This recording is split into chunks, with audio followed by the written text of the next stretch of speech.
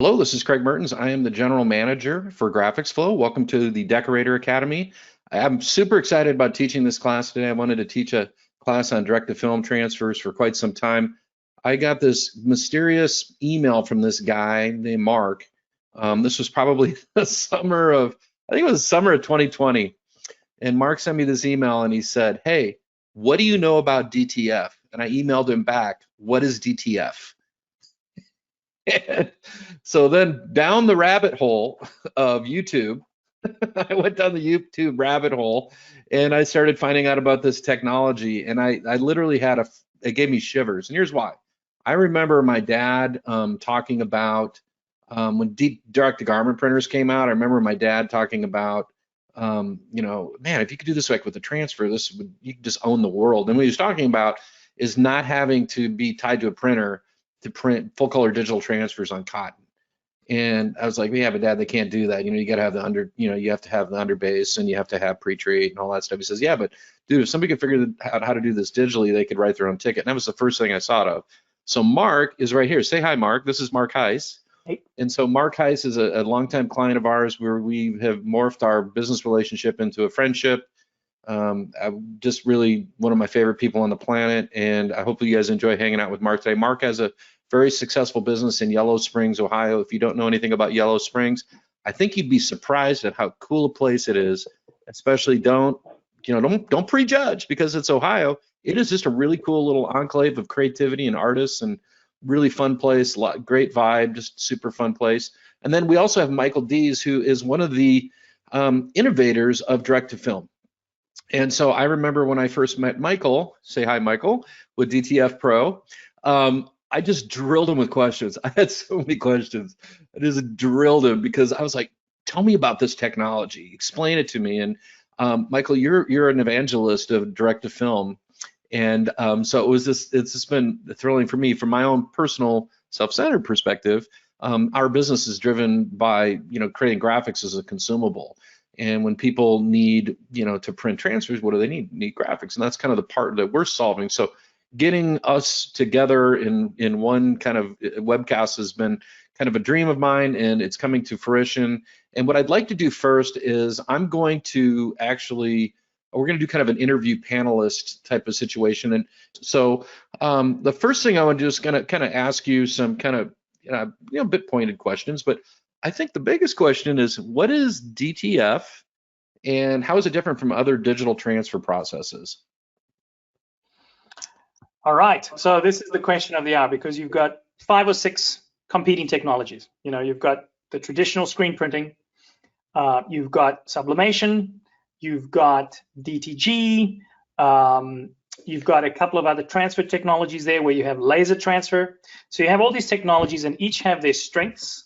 And I think the major strength of DTF, the two, I think, major strengths of DTF is the ability to apply transfers onto any kind of object that has some kind of garment-like texture, and then some. So for example, cotton, poly blends, and then the dreaded one is polyester, because with all those technologies, they work on some, they won't work on others. With DTG, this was the major problem. It wouldn't work very well on polyester. DTF just blows through that. So you've got this wider range of application substrates that you can apply it on. Crazy things. I've seen it on boxing gloves. I've seen it on floors, wooden floors. I've seen it on skateboard decks. And then the second major thing, and we can zero in on the comparisons between the technologies, but the second major thing about DTF is, like early on when we were developing DTF, it was still a manual process where you print on a piece of film that has a coating, you add this powder that is this little pixie dust, which is basically glue. It's a hot melt, a thermal polymer, and then you would do the application.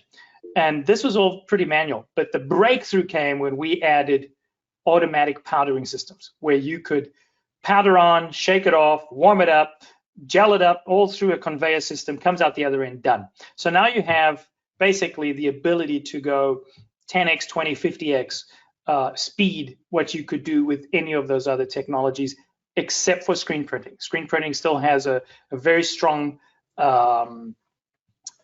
foothold in the speed aspect and the cost aspect. However, it's all blown away by the fact that that's only if you do single colors or very few Right. colors, things like that. So what DTF is, it's a transfer technology that allows you to use existing DTG printers that uses inkjet printers to allow you to print on a piece of film that has a very specific chemical coating, and then enables you with the application of another chemical component, which is the powder, to then transfer this to almost any type of garment. So t-shirts, denim, canvas.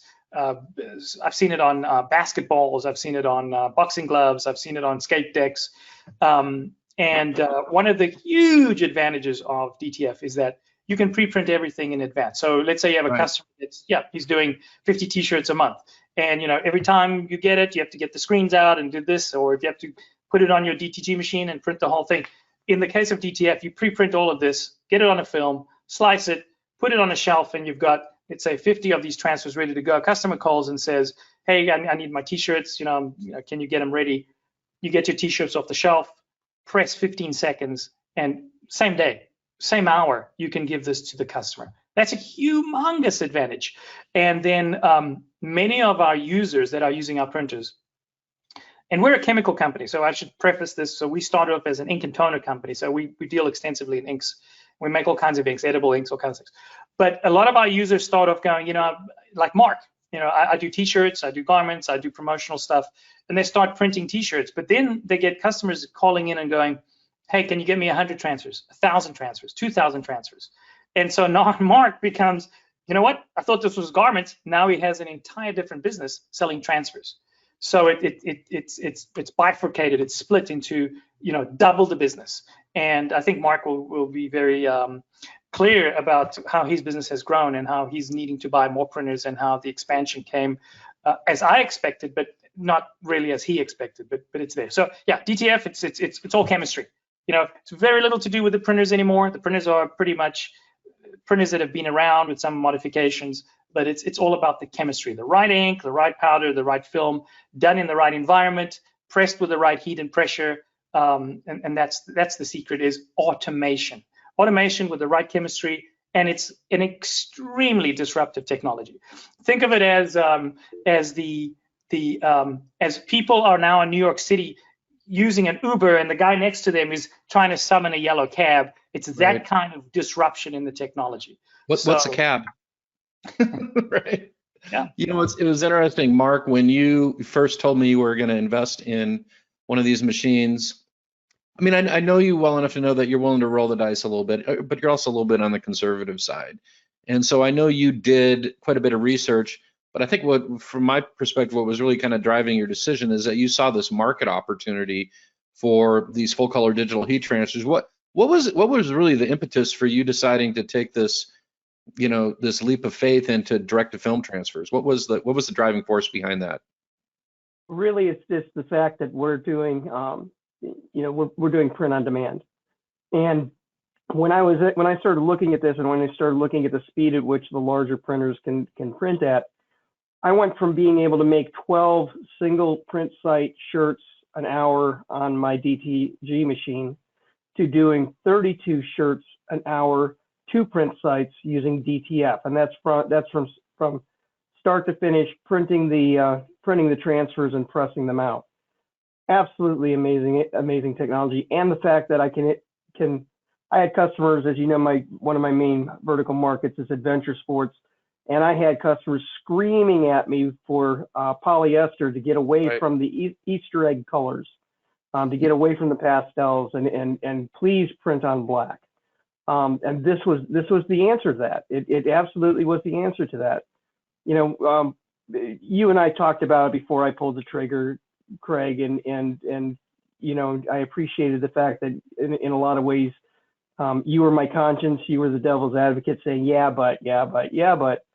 And one of the things that I did with Michael is I said, hey, Michael, I'm going to send you a design. I want you to send me 4 transfers back on the same print system I'm going to be printing on. And we took those and I printed it on poly. I pressed it on poly, pressed it on cotton, pressed it on tri-blend. And then I washed and dried them 50 times. And I'm of the old Farrah Fawcett Majors Day t-shirt days. when you used to, we'd get one of those T-shirts, you throw it in the wash 3 times and it starts cracking and peeling. My daughter and I sit here and play tug of war on those shirts that we washed and dried 50 times. They didn't peel, they didn't split, they didn't crack. And I told you I had 4 transfers made. That's because I left one on film. There was no color degradation at all. It just was an amazing technology, and I couldn't get a check to Michael fast enough. It's funny you mentioned the cracking thing. There's a long-standing joke in our company about cold cracking, and it's funny to me because the first thing I do with any DTG print or any transfer process is stretch it. That is just, and that goes back to my dad was the same way. We stretch it, and we want to see, is it going to cold crack? And yeah, there you go. There's a direct to film transfer. That's a good looking. Where'd you get that great looking design? Right, but hey, I told you I had a show and tell. I want to show you something. Yeah. And you've not seen this yet, Greg. So I'm just going to take my weeder, and I'm going to take this right off of the film. This is not pressed on a shirt. Unreal. And I can take this now. I can actually take this without it being on the film, and I can put this on a shirt and I can press it. It'll press just fine. You know, that it looks incredibly thin, just from looking at it. And I know the samples that you've sent me, I was just kind of stunned by it. I got to admit, I was one of the original, like, I'm a show me guy, you know. I'm not from Missouri, but I'm a show me guy. And I had to see it to believe it. And, you know, when I started getting samples in, I was stunned. You know, I just kept going back to my dad's kind of a epiphany about if somebody could nail this digital transfer thing. And for me, from my perspective, you know, there's early pioneers, right? You guys are both early pioneers of this technology.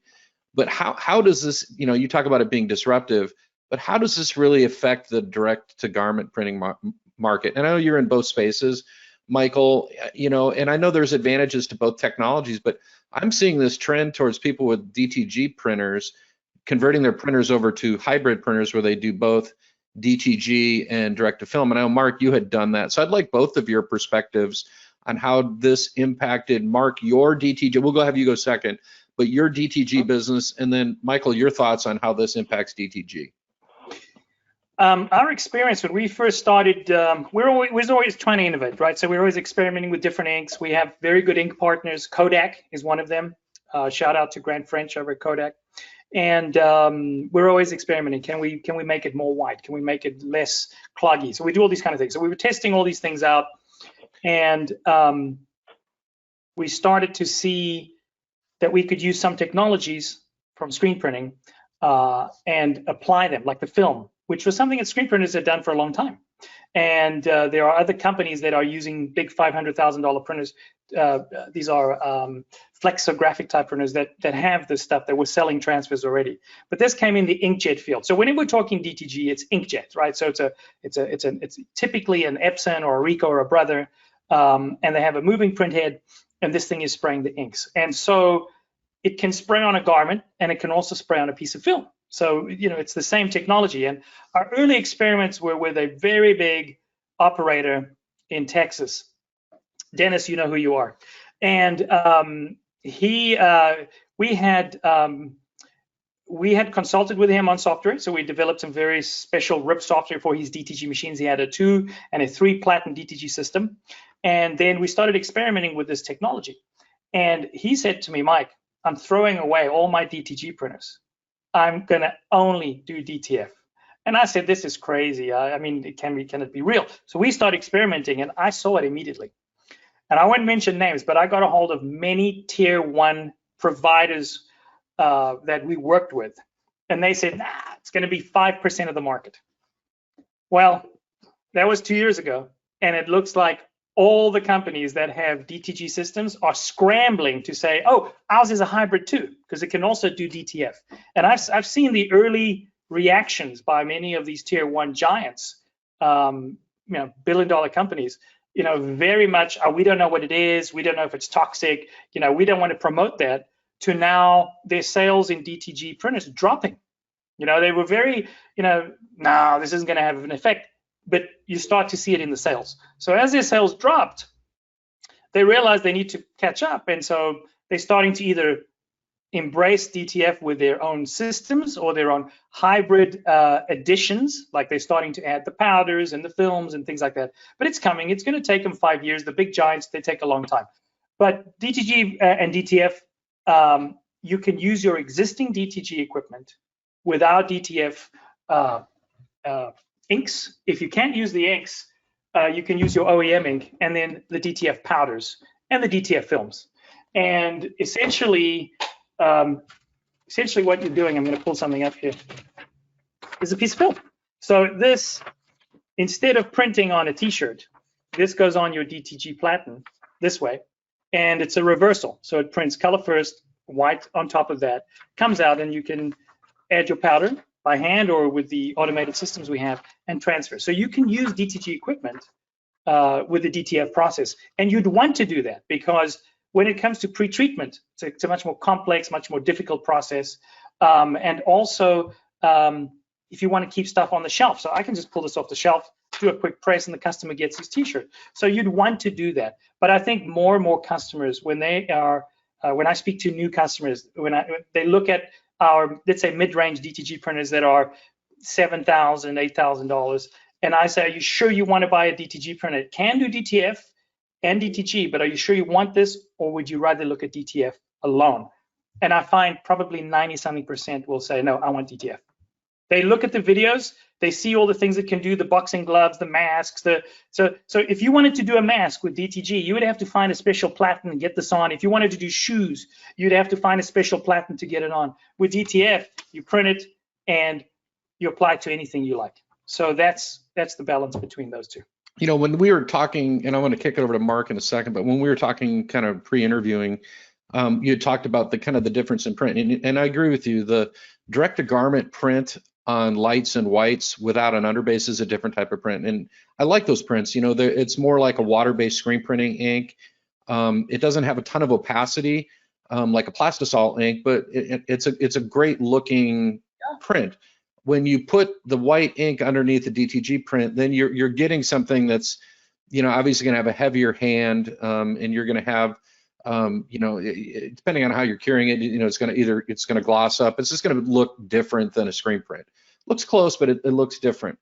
So I kind of feel like the direct-to-garment prints for lights and whites still make a lot of sense for people, but it seems like in full color, on dark colors, especially on cotton and poly, you know, you're not going to be doing direct-to-garment printing on poly unless you're going to belly up for one of the big boy printers or a dedicated printer. It seems like darks on cotton, direct-to-film is the way to go. What are your thoughts on that, Mark? I agree.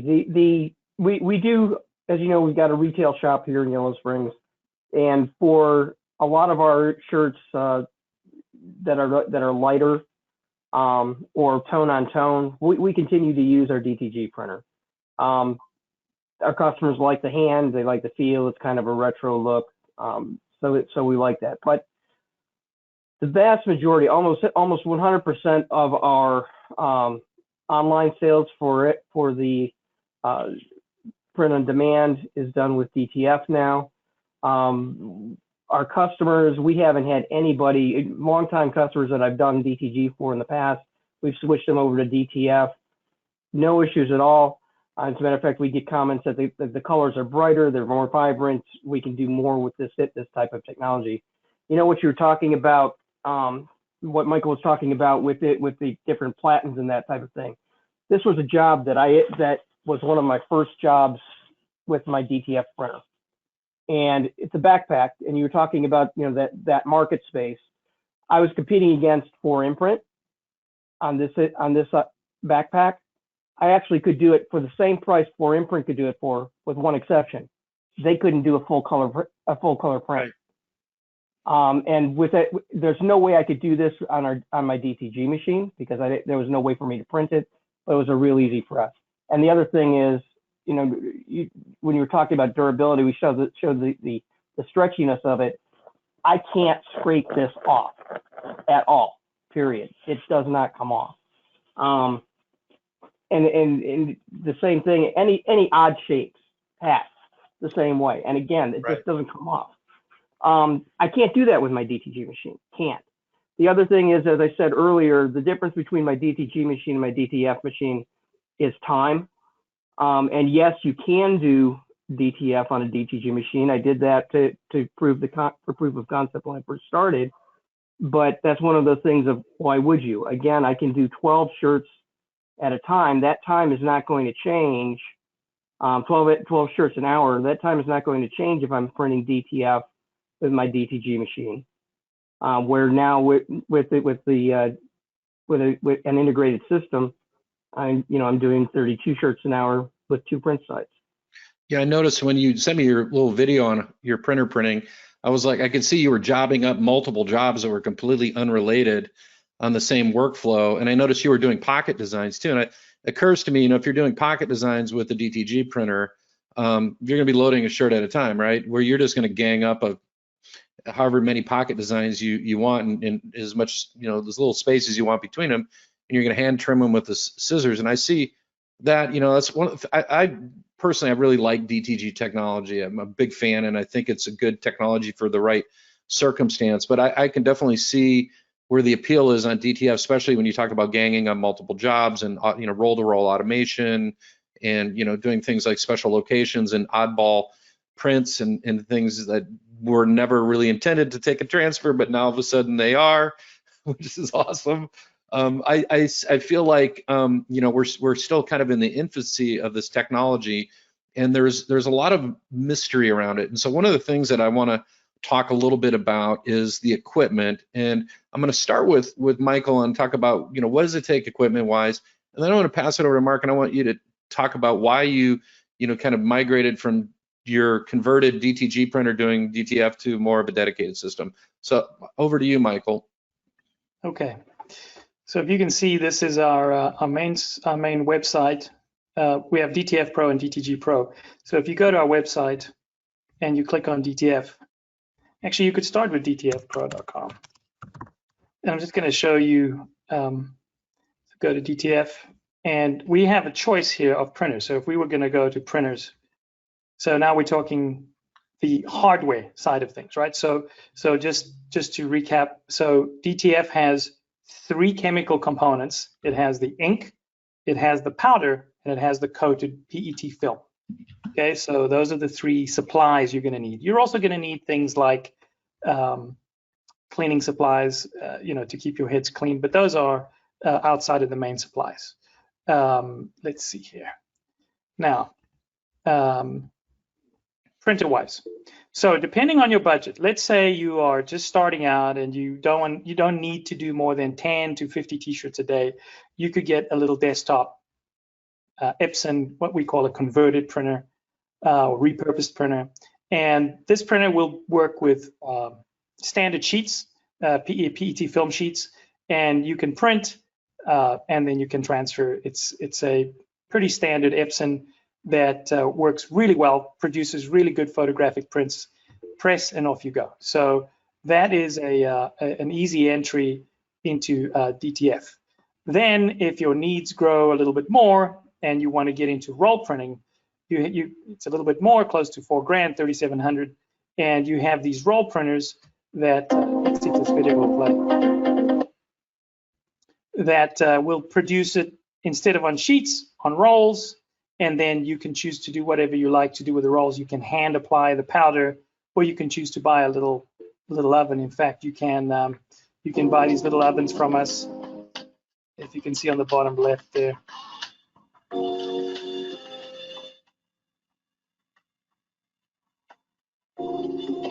So here's an example of the application. You slit.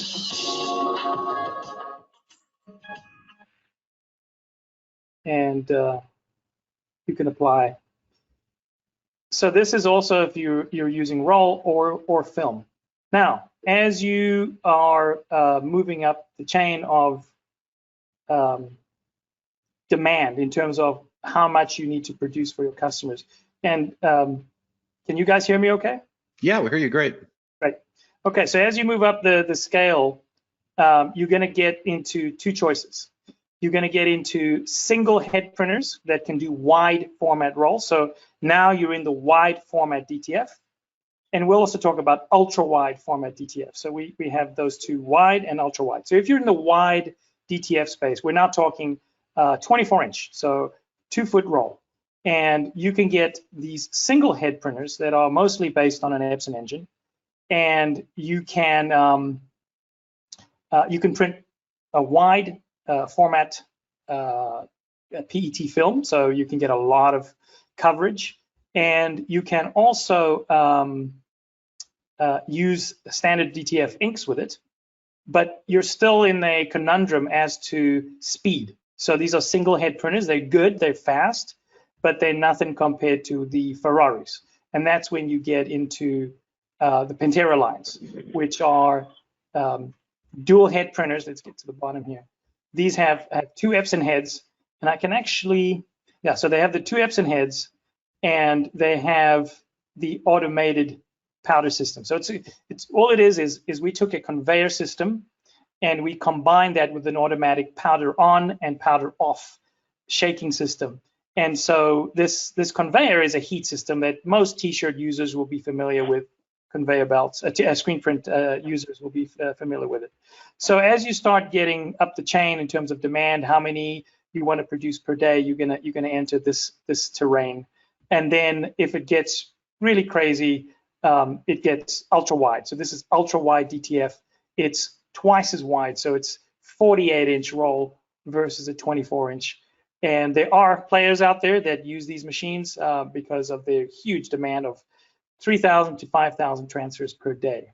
So effectively, I could show you some of the early demands that we saw in DTF and some of the things that you would like to maybe look at more closely. Let me see if I can share this.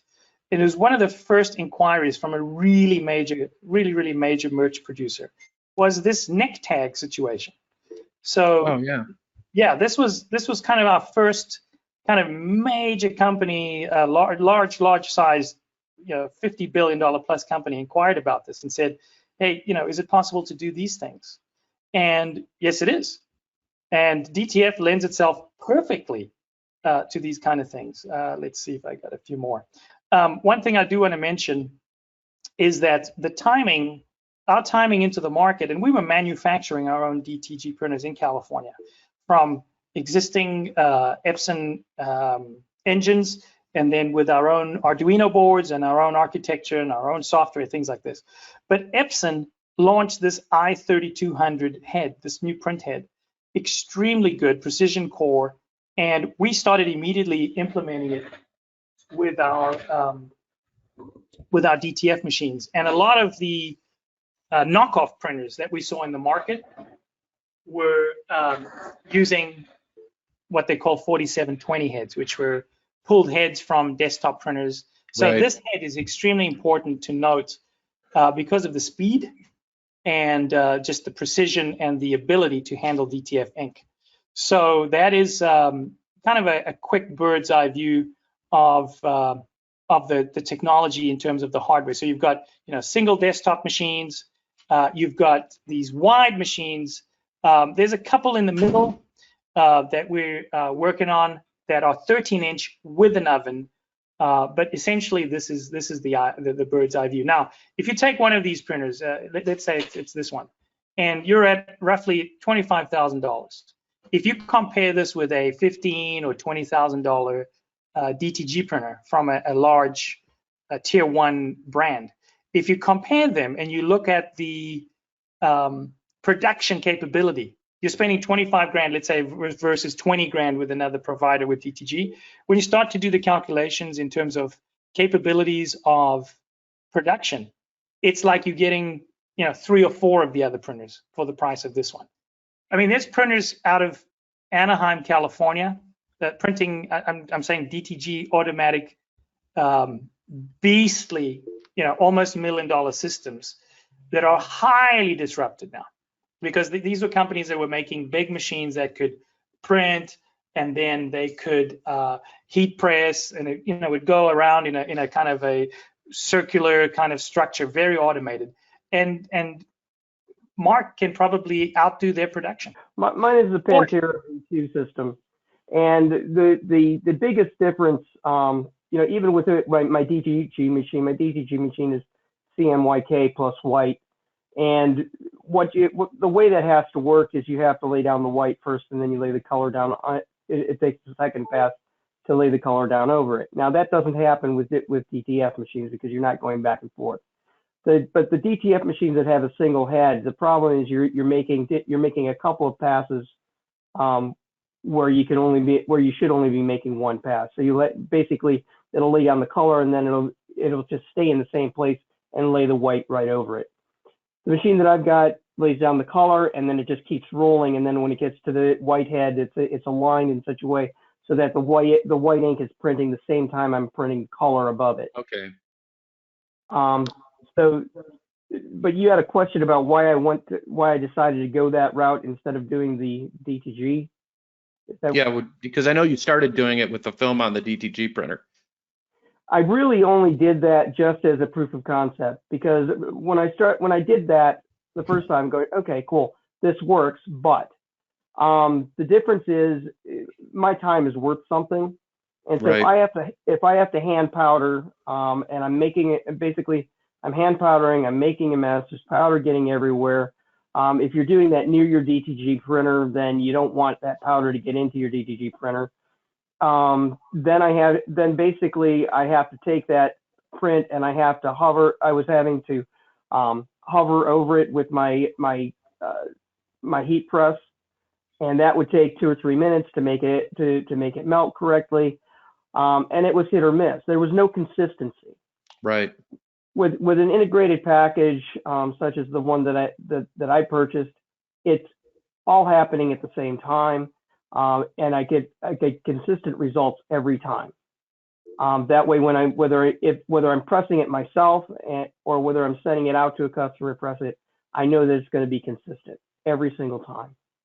Yeah, it's interesting you mentioned that, because I was talking to a client of mine today that Melanie, she started out buying transfers from you, Mark, and then she ended up buying a printer.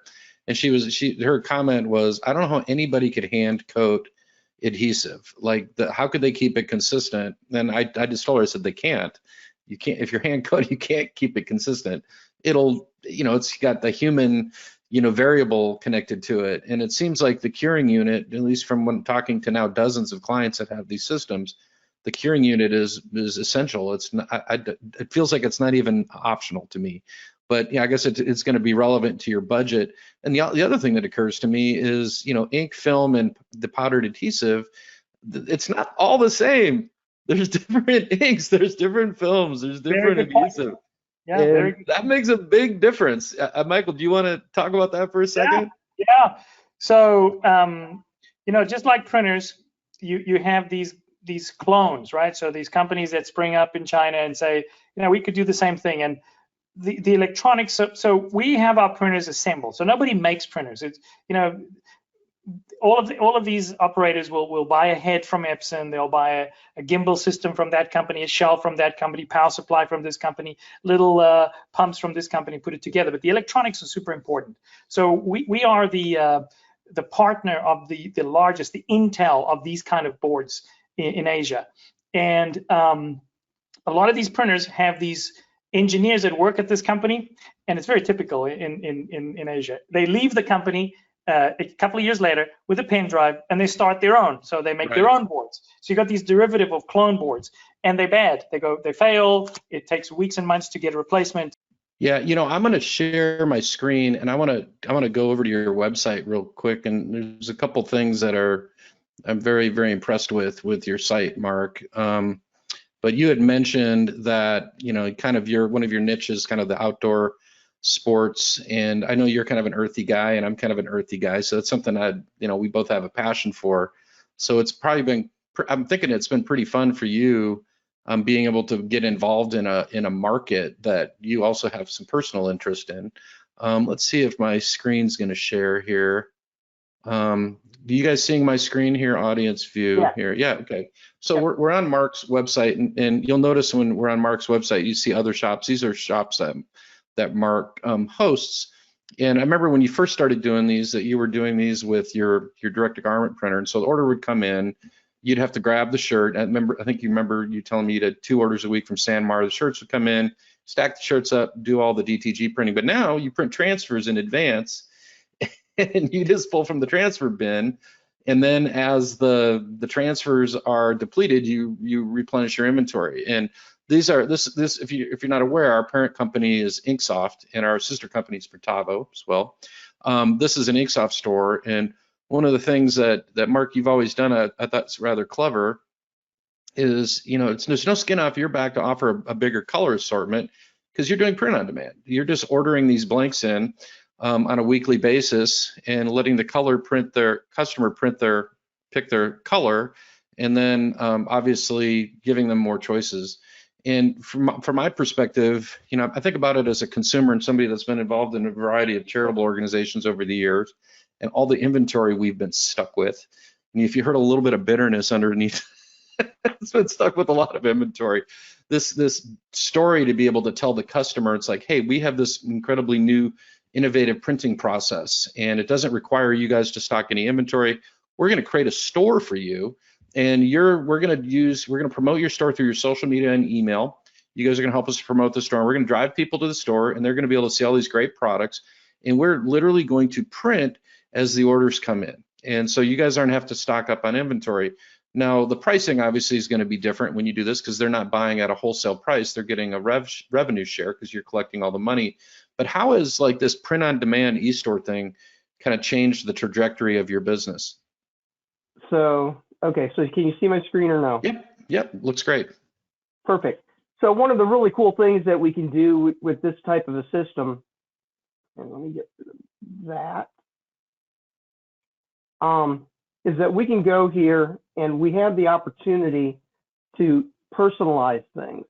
And so we can, this is an animal rescue, a dog rescue training organization. It's a nonprofit, but we can go ahead and they can go ahead and choose to either not have a position on there, whether they're behavior technician, behaviorist, volunteer, or staff. And then with the backs, we have the choices that they can add in, just having the logo of the organization. Is your Aussie an Ossel? Can your Shih Tzu be a shih? Is your Pit's a Pit? This kind of thing. And it's really something that nobody's ever been, well, not nobody, but it's not typical in the marketplace where you can get to this granular level of doing customization for a customer. I think that's brilliant. And, it's funny because like Minds, right? So Dean Hudson chimed in. You can also personalize it to add value, which Dean has a Epson printer that he converted over to a direct-to-film printer. Now a good vendor for your films and your films and your powder and your ink now there as well.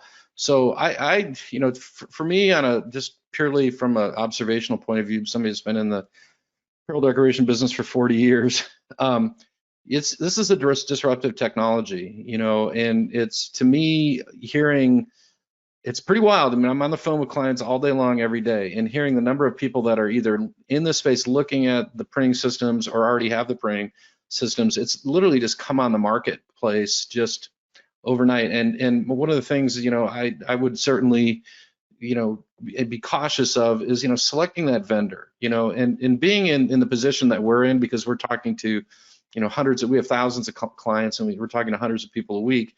You get a sense of who the good guys are and the people that really stand behind their products and, deliver the goods. And that's one thing that I really appreciate about Michael and their company is they stand behind their product and they deliver the goods. And, it's not always going to be rosy. There's going to be challenges. There's going to be problems. There's going to be training issues. There's going to be operator error that gets pointed back at the vendor, and having to find a nice polite way to say it's actually you, it's operator, all those kind of things.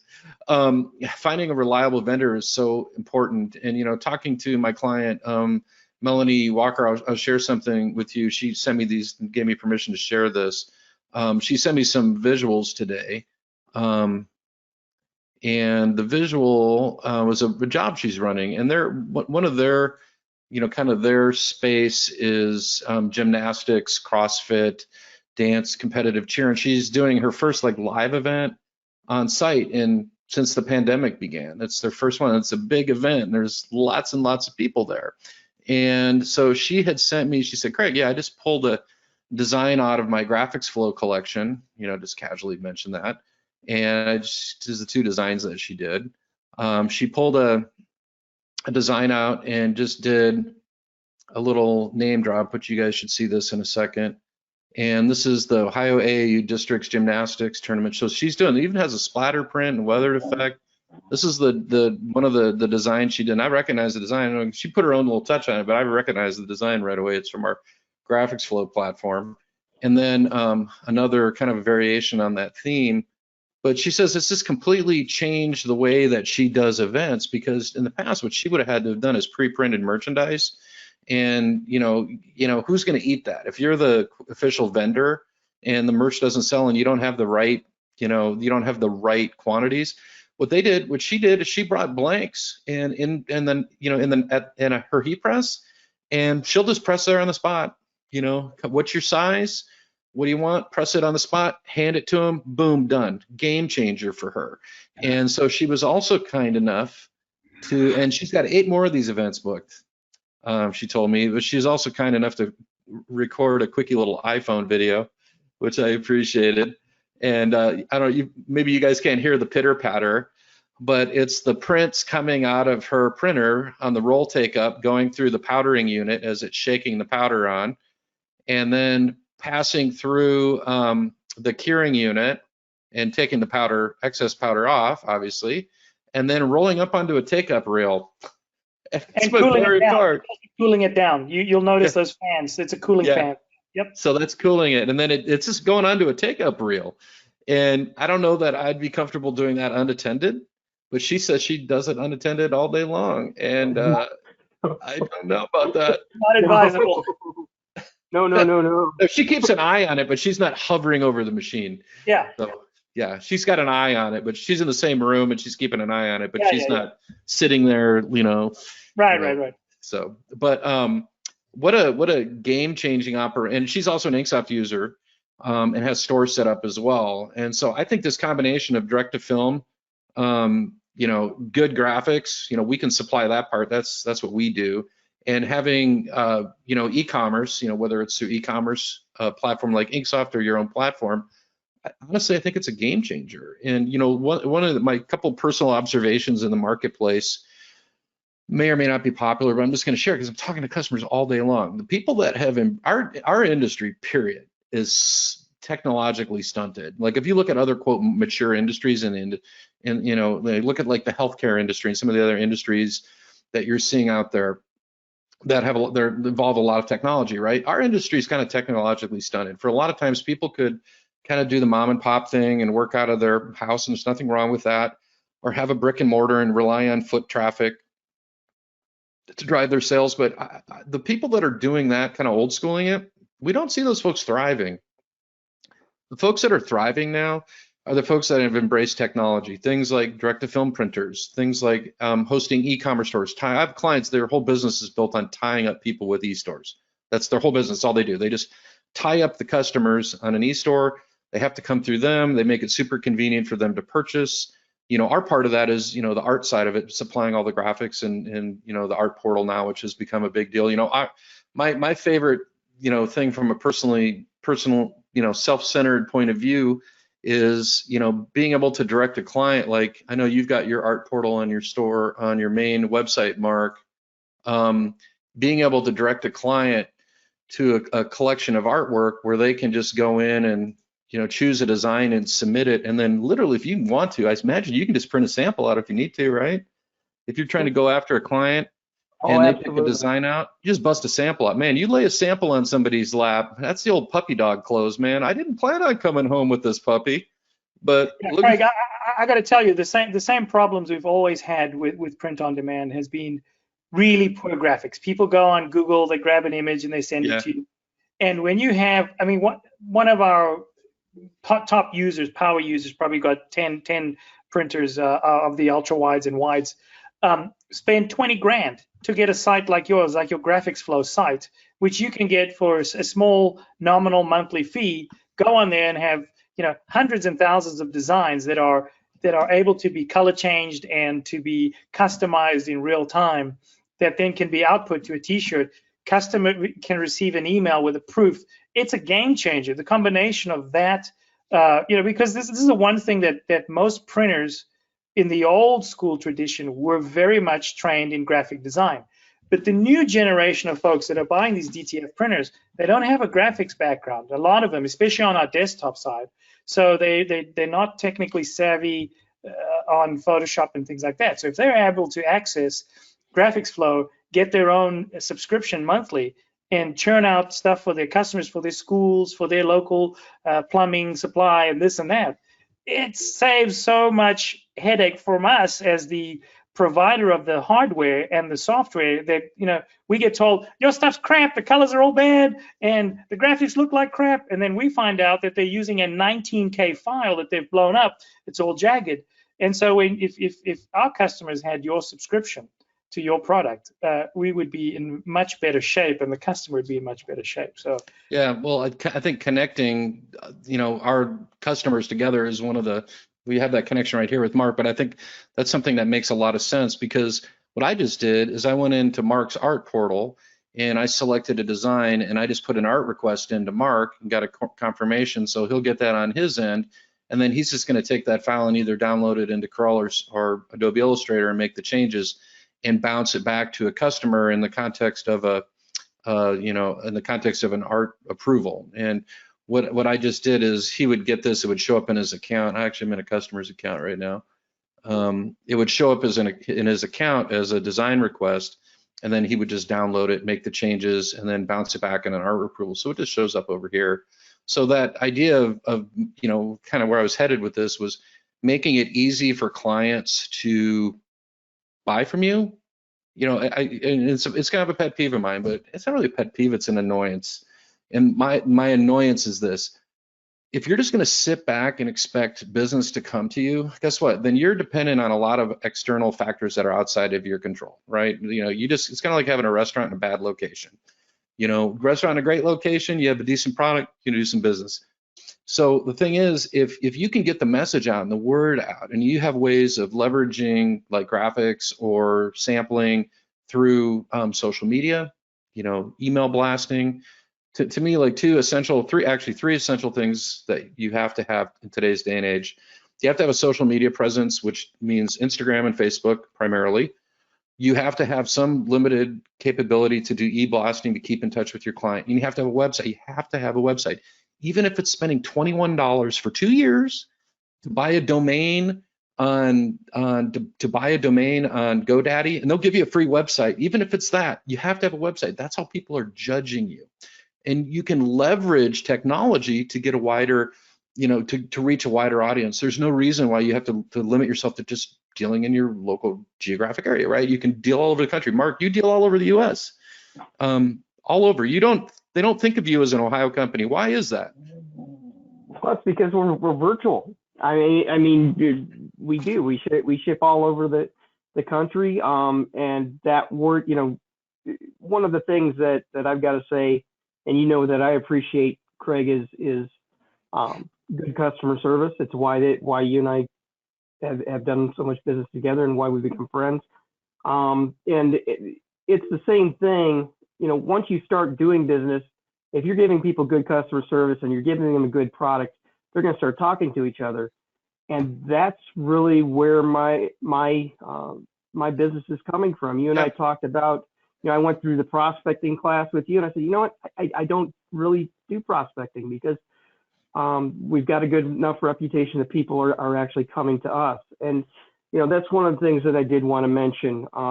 And you had asked me once before, Craig, about why I decided, among all the other folks that were out there, why I decided to go with DTG Pro for my system. And it really is great customer service. And I'll give you a perfect example because you were alluding to it, but this is just a great example. Last winter, getting into the holiday season, and everybody knows what kind of supply shortages we were looking at and what kind of things we were looking at as far as the supply chain. And I was running out of film. And I called Michael. I said, Michael, where can I get film? He says, well, we don't actually, it's sitting in a boat. It's offshore in California. Said, but I just brought in a pallet by air, and basically he sent me film that I know cost him more than what I paid for it just to ship it, but you know, he's supporting his customers, and I really do appreciate that kind of customer service. Yeah, and another endorsement, you've bailed out some of my clients that have gone with other vendors that have run into problems with support and training and materials that didn't really work as expected. And that's really important to me. You know, you like I said earlier, you know when you've been in this business a while who the good guys are, and lots of really positive things to say about you personally and in your organization. But as he's talking about real quick, this was a client. I just got to share this story real quick. This was a client of mine, and she's never had a website ever. And I asked her why she didn't have a website. She says, I just don't have time and it's confusing to me and I'm not technology. I said, okay, so I went to GoDaddy. I said, what do you want it to be? I said, it's the name of my business. And so we typed in the name of the business and I misspelled it. I left one of the T's off. I was imagine that, one T, E-E-S and more. And we're getting ready to check out. And so we bailed on our GoDaddy basket. And when you bail on a checkout of GoDaddy, they give you a better offer for the second round. So she ended up getting 2 years worth of a website and a domain for $21 for 2 years. That included a website. And all I did is went into her GoDaddy account and did what's called DNS forwarding. Greg Burgess is on here. He showed me how to do that in GoDaddy. And we forwarded her domain to her art portal link. And so now she's got a website. And I put her Facebook page on here. She's got a really active Facebook page. So she, in a sense, did have a website. But you know, for those of you that have kind of been technology adverse, it's literally you're $21 away from having a website for 2 years. And even if that's your first step, it is your business card, you know. And even if you're just looking at your art portal or just doing the rudimentary template-driven website like from a GoDaddy, that's a great starting point. And I think having that website, being able to showcase your wares and direct traffic, and then maybe at some point setting up e-commerce stores, I think that's a really important part of your journey as an apparel decorator. And I think, you know, technologies like direct to film are just tailor-made for that. So I wanted to thank Michael and Mark for coming on. I'm going to go ahead and stop the recorded portion of the webcast. In the link below, I put in the chat, is the link to DTF Pro. If you just go in and type in DTF Pro, you can see all the wonderful collateral material about their printers and all the things that they're doing. Photo gallery, it's a very good website, very informational, and I know there's a collection form on there. I know Michael would be happy to talk to you, or members of his team would be happy to talk to you guys as you explore this new technology. So thanks so much for coming and hanging out with us today. I'm going to go ahead and stop the recorded portion, and then we'll answer any of the offline questions that you guys have.